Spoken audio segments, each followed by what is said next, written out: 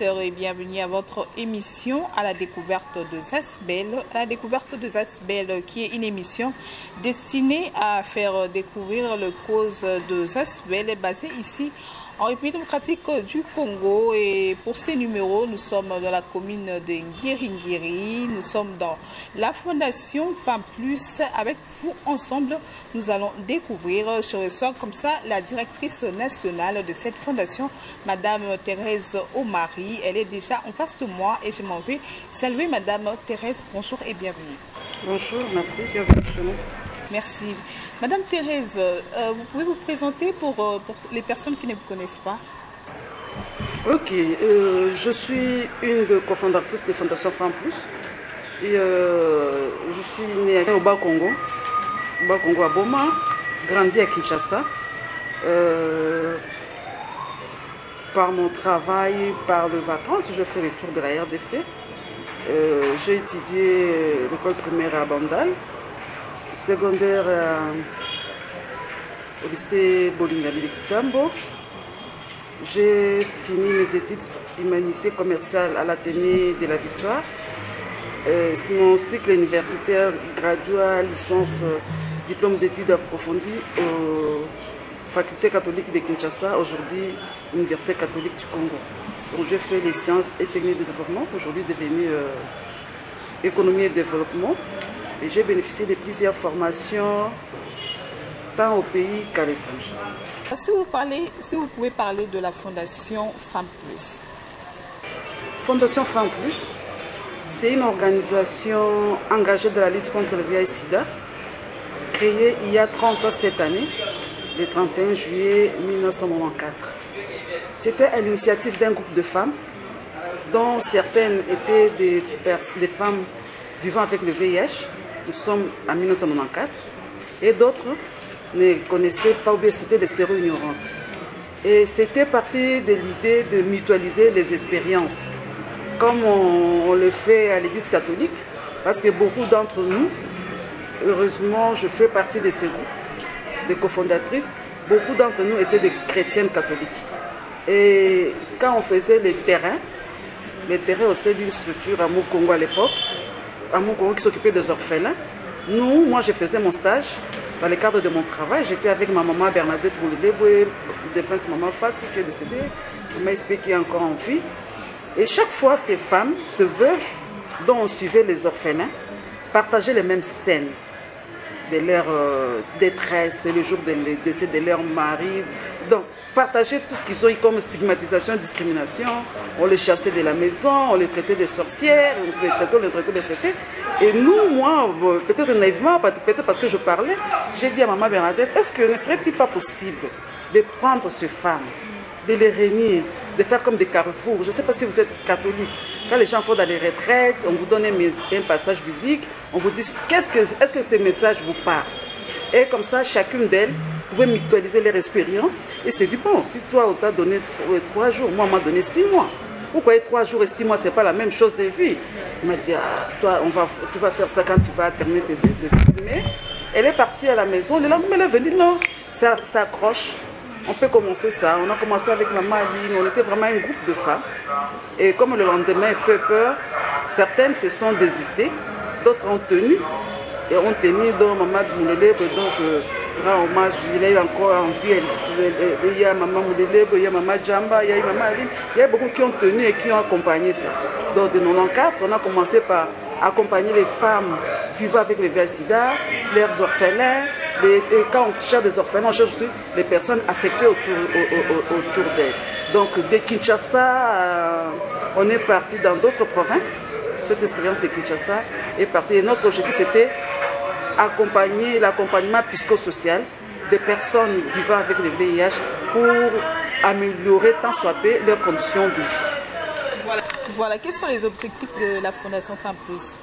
Donc je venais de parler, l'objectif primaire, c'était accompagnement, donner une vie meilleure aux personnes, contribuer à l'amélioration de vie des personnes vivant avec le VIH. Ça, c'était l'objectif de départ et ça demeure l'objectif de départ. Mais avec l'évolution de la science, il y a d'autres pathologies qui sont là-dedans. Donc, Aujourd'hui, le VIH-Sida, on ne peut pas le prendre seul.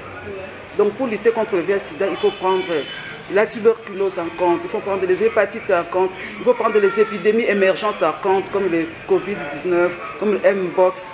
D'où aujourd'hui, Fondation Femmes Plus, tous ces objectifs, c'est concourir aussi à ce que les personnes vivant avec le VIH-Sida puissent accéder à l'accès universel aux soins. Et la Fondation Femmes Plus est dans combien de provinces ici en République démocratique du Congo? Nous sommes dans 14 provinces, mais dans d'autres provinces, on a des points focaux. Mais là où on a des activités, c'est à Kinshasa. Là où on a des bureaux, c'est à Kinshasa, c'est à Kananga, c'est au Maniema, à Kindu, à Kikwit aussi.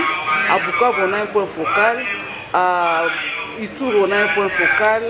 À Mbandaka, on a un point focal. À Kwang, on a beaucoup d'autres DPS.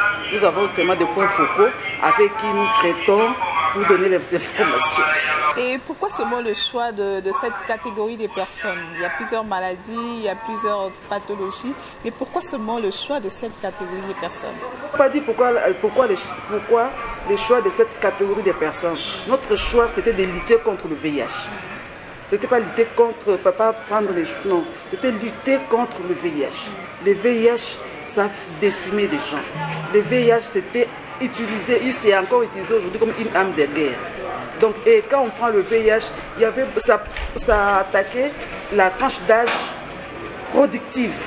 C'était 15 à 49 ans. Cet âge où les acteurs pourvoient aux besoins de la communauté, pourvoient aux besoins de la famille. Donc, les conséquences du VIH, il y avait des conséquences économiques, il y avait des conséquences sociales. Donc, en s'engageant dans la lutte contre le VIH-Sida, quelque part, on s'engageait dans la promotion des droits de l'homme, des droits humains, on s'engageait dans la promotion du développement. Parce que si une personne affaiblie par le VIH, il ne sait plus travailler, il n'est plus productif, c'est le développement qui est mis en cause. Donc nous, on a pris une branche de la lutte contre la pauvreté, une branche, et on s'est attaqué, on a pris la lutte contre le VIH.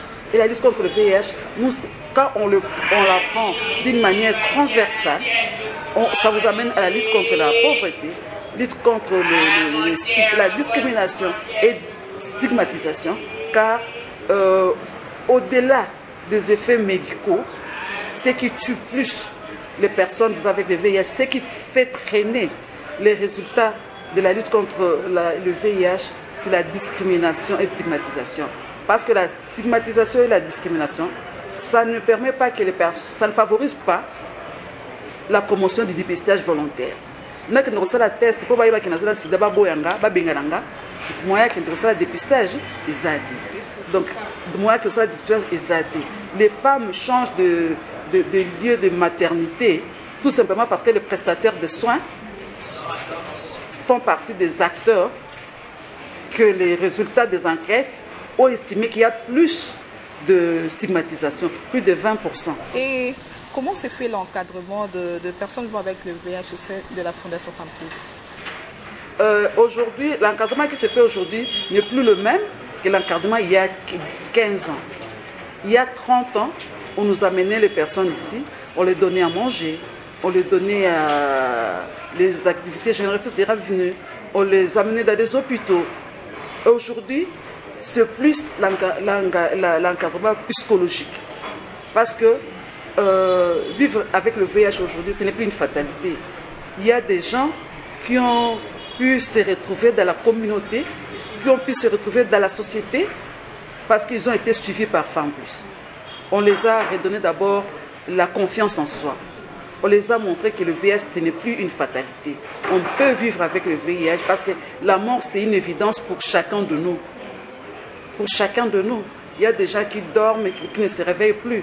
Mais si vous avez le VIH et si les médicaments vous conviennent, vous pouvez vivre autant que possible et soigner les épisodes de maladie et vivre. Donc ce n'est plus une fatalité. Donc nous faisons l'accompagnement psychosocial aujourd'hui parce qu'on n'a plus les activités génératrices de revenus, on n'a plus les riz ou les kits alimentaires que nous donnaient les femmes, on ne donne plus. Et nous faisons aussi, nous donnons aussi les médicaments. Nous donnons les ARV ici nous donnons les ARV, nous soignons les infections sexuellement transmissibles, les IST. On les soigne ici. Nous faisons aussi les prélèvements de la charge virale et on fait, quand on prélève les échantillons, on les amène dans des structures appropriées pour les examens. Ok, et combien de personnes bénéficient de vos services? Aujourd'hui, ici, comme ceux qui se bénéficient, par exemple, pour les prélèvements des charges virales, les IST, ils sont autour de 600, 650. Mais ceux qui bénéficient de l'accompagnement psychosocial, de l'accompagnement psychologique, sont le plus nombreux. Ils peuvent être autour de 2000, 3000. Et c'est vraiment un grand travail. Et quelles sont les difficultés que vous rencontrez, Madame Thérèse? Enfin, les difficultés sont nombreuses. C'est d'abord l'accès au financement. L'accès au financement, aujourd'hui, c'est une bataille. Ce n'est pas facile. Difficulté aussi... la grande difficulté, c'est l'accès au financement. La grande difficulté, c'est l'accès au financement. C'est vraiment très compliqué, mais on y est. Et en ce qui concerne la prise en charge médicale, vous avez des partenaires ou vous travaillez comment? Bon, en ce qui concerne la prise en charge médicale, il y a le Fonds mondial. Il y a le Fonds mondial qui donne les médicaments. La ville de Kinshasa, où le pays est divisé dans des zones Fonds mondial et dans des zones PEPFAR. Et il y a aussi nous sommes dans une zone qui n'est pas de Fonds mondial, mais néanmoins, on fait la péréquation des médicaments. On demande les médicaments là où il y a un surplus, on nous donne ici, afin que nous puissions servir les personnes qui viennent prendre les médicaments ici. Et s'il y a des partenaires qui vous suivent et qui voudront travailler ensemble avec vous, comment ils peuvent-ils vous joindre? Dans ce que je voulais ajouter avant de parler de ça, je voulais dire qu'au-delà du VIH, Fondation Femmes est aussi dans la tuberculose. Aujourd'hui, elle est dans la tuberculose parce que la tuberculose, c'est une co-infection TB, c'est une co-infection VIH, mais qui demande aussi des actions adéquates.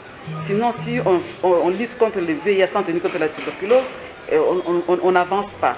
Donc, nous sommes en train de mettre en place un projet TB à Kananga, dans les 6 zones de santé, grâce à l'accompagnement de Sanru et l'USAID. Donc, ce projet nous amène à faire l'investigation des sujets contacts auprès des personnes vivant avec la tuberculose. Et là aussi, c'est un grand problème. Dans chaque famille où il y a un cas, une personne vivant avec la tuberculose, c'est supposé de faire les screenings, les screenings autour de cette dernière. Et là aussi, c'est une devoir pour rechercher les cas manquants de la tuberculose. Parce qu'il y a beaucoup de cas manquants de la tuberculose. Si on ne recherche pas ces dernières, on n'arriverait pas au rendez-vous de 2030 de mettre fin à la TB. Et ça, et la contribution des femmes plus dans la division provinciale de Congo, de Kasaï central, est très importante et très appréciée par les partenaires techniques et financiers. Et aussi, aujourd'hui, on a commencé par la prise en charge psychosociale des personnes avec le VIH. Donc là, vous voyez que nous sommes maintenant dans la tuberculose. Et au Maniema, nous sommes en train de mettre un programme suivi, dirigé par la communauté. Parce que nous sommes dans les pays, le président s'est engagé à la couverture santé universelle pour tous. Et nous, au niveau du Maniema, nous sommes en train de suivre les plateaux techniques pour l'accès, la disponibilité, la qualité des intrants et médicaments dont bénéficient les différentes personnes. Donc nous sommes en train de voir est-ce qu'il y a des médicaments, si les médicaments existent, est-ce qu'ils sont de qualité, est-ce qu'ils viennent à temps. C'est aussi un volet très important de nos activités comme Fondation Femmes Plus. Et là aussi, ce serait une des difficultés que nous avons par rapport à ces programmes suivis dirigés par la communauté, et c'est un cri de cœur. Quand vous voyez des choses sur le terrain, il y a des ruptures. Par exemple, maintenant, là, les médicaments antituberculés traînent au niveau de Matadi, et on ne sait pas comment ça peut arriver à Kinshasa. Donc, ce sont des difficultés pareilles. Parfois, il y a d'autres difficultés. Les médicaments sont dans une zone de santé, mais ils ne savent pas arriver aux structures de soins. Et nous, comme société civile, nos réclamations doivent s'adresser au gouvernement central comme au gouvernement provincial. Malheureusement, tous les paquets là, c'est à la responsabilité des partenaires. C'est à la responsabilité des partenaires. Donc nous, on doit s'adresser au gouvernement, mais malheureusement, nous nous adressons souvent aux partenaires parce que ce sont les partenaires qui mettent le moyen. Donc notre cri de cœur, c'est envers le gouvernement national, envers le gouvernement provincial, de pouvoir mettre le fonds pour faire accéder les communautés aux médicaments, aux intrants de qualité et surtout de concrétiser leurs engagements, de mettre l'argent pour l'argent des fonds de contrepartie et de suivre aussi l'utilisation de ces fonds et avoir des indicateurs propres qui peuvent permettre de voir que l'État a mis 100 $. Ces 100 $ a permis de mettre sous médicaments, par exemple sous traitement, 10 personnes. Est-ce que vous avez l'appui du ministère de la Santé? Bon, l'appui du ministère de la Santé, les gars, en plus, c'est la reconnaissance. Hein, parce que si vous n'avez pas l'autorisation du ministère de la Santé, vous ne pouvez pas travailler. C'est la reconnaissance. Le ministère de la Santé nous reconnaît comme une structure nationale qui travaille depuis plus de 30 ans. Donc je pense que c'est les grands réconforts. Aux partenaires, qu'est-ce que vous pouvez dire? Aux partenaires, dit que nous sommes là, Fondation Femmes Plus est là et nous leur disons merci. Merci parce que ça fait 30 ans que nous existons grâce à leur appui. Là où nous sommes, c'est une maison offerte par la coopération française. Donc nous sommes là, nous avons besoin de leur présence. Et un message à toutes les personnes qui vous suivent en ce moment, qui vivent avec le VIH et se sentent gênées de venir auprès de vous pour avoir un réconfort psychologique. Bon, nous disons aux bana membres, comme on s'appelle, on s'appelle bana membres, nous disons à toutes les nouvelles personnes qui viennent de connaître leur statut sérologique, de ne pas s'enfermer. De ne pas s'enfermer parce que vous avez une grâce. Je ne parlerai pas de la chance, mais je parlerai d'une grâce. Parce qu'aujourd'hui, ce n'est plus le VIH il y a 30 ans, il y a 25 ans, où vous ne saviez où aller. Même si vous veniez vers nous, on devait seulement parler jusqu'à hier. Je me rappelle d'un ami, un juriste qui nous a quittés, je pense l'année passée, qui me disait, Madame, tout ce que tu me dis là, j'ai attendu ça pendant 4 heures, je ne veux pas de ça, je veux des actions concrètes. Qu'est-ce que tu dois faire pour ma femme? Qu'est-ce que tu dois faire pour moi? Tout ce que tu me dis, les bras là, j'ai attendu. Donc, ça n'a pas été facile. Mais aujourd'hui, il y a plusieurs possibilités. Et puis ces possibilités, au-delà, Dieu a mis des possibilités aujourd'hui qui nous aident, qui vous aident. Vous êtes enfermé, vous ne savez plus parler, vous condamnez votre mari, vous condamnez votre soeur, vous condamnez votre frère. Venez, venez, on va parler, on va échanger. Vous allez retrouver un cadre épanouissant pour toutes les personnes délaissées, pour toutes les personnes désespérées et surtout pour toutes les personnes qui viennent d'apprendre leur statut sérologique. Parce que c'est le moment le plus critique. C'est le moment le plus critique parce que si de notre expérience, il y a des personnes à qui on annonce les résultats, elles voyagent, après 3 ans, elles deviennent grabataires. Donc aujourd'hui, on n'a plus raison de revenir prendre les médicaments dans un état critique. Toutes les possibilités sont là et beaucoup d'engagements de politiques sont là. Venez, engagez-vous auprès de nous pour qu'on voit la suite, pour qu'on aille frapper aux portes des politiques, aux portes de partenaires et accéder à l'accès universel aux soins. Femmes Plus a un projet tout au long de cette année ou une activité? Bon, Femmes Plus vit de ces projets. Femmes Plus vit des projets, comme je vous ai dit. Nous avons le programme suivi dirigé par la communauté au Maniema. Nous avons le programme Tibilone au Kassai. Nous avons le programme Autonomisation de femmes au Kassai. Nous avons le programme Violence basée sur les genres dans les écoles à Kikwit. Donc nous ne faisons que des projets. Ok, d'accord. Et en résumé, en langue nationale, si vous pouvez répéter ou récapituler tout ce que nous venons d'échanger ici. Bon, si je puis dire en résumé, ça serait un peu difficile, mais je vais tenter. Nakolo Baboy, Batou Ebele, Femme Plus. et ça na parcours il y a lutte contre le VIH/SIDA na RDC. En plus ils allaient organisation et à représenter les sous-soutés. Peut-être que nous avons tout en plus tout le monde a bango les sous-soutés. En plus c'est kenda wapi en plus ils allaient. En plus ils allaient les canaba école primaire, ils allaient les canaba humanité, ils allaient les canaba université. En plus ils allaient. Seulement stratégie à lutte et changea. Bah ici biso bibo kende sika oyo probabilité à cause ba ye bazana bokona sida ezay belé. En plus c'est ça qu'on adresse moko lokolenge 112 na commune Ngiri, Birmanie, Kasavubu. Donc to continuer kokoba na kobundisa bokono ya sida, to tiki yango te. Mais au-delà de kobundisa bokono ya sida, to zali ko tokotisa ki tuberculose na kati parce que tuberculose na sida ekendaka ilongo moko, tokotisi maladie ya hépatite na kati, tokotisi pe makambo ya ba maladie musu ezobima ba COVID-19. To zali ki nango te tant to bandaki lutte contre le VIH, mais le COVID ezali tozobundisa pe COVID, tozobundisa pe mpox. Donc au-delà de VIH, tozobundisa ba maladie nyonso ya sika o ezobima. Tozobundisa pe violence faite à la femme. Parce que on a payé ça qui et là qu'il y a liboso to côté ça qui avait tuberculose parce que tu sais que des armes bitumba et ça qui est utilisé comme arme de guerre.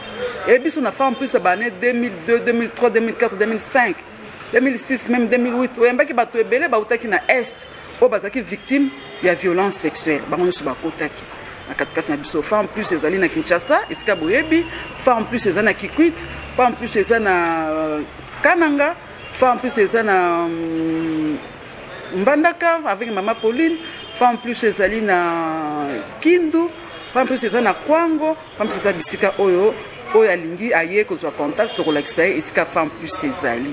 Donc au-delà de ça il y a VIH comme tout le baki, to za pena makambo to so benga suivi dirigé par la communauté CLM. Approche na biso ezali intégratrice, c'est-à-dire que tozika ka VIH tibité.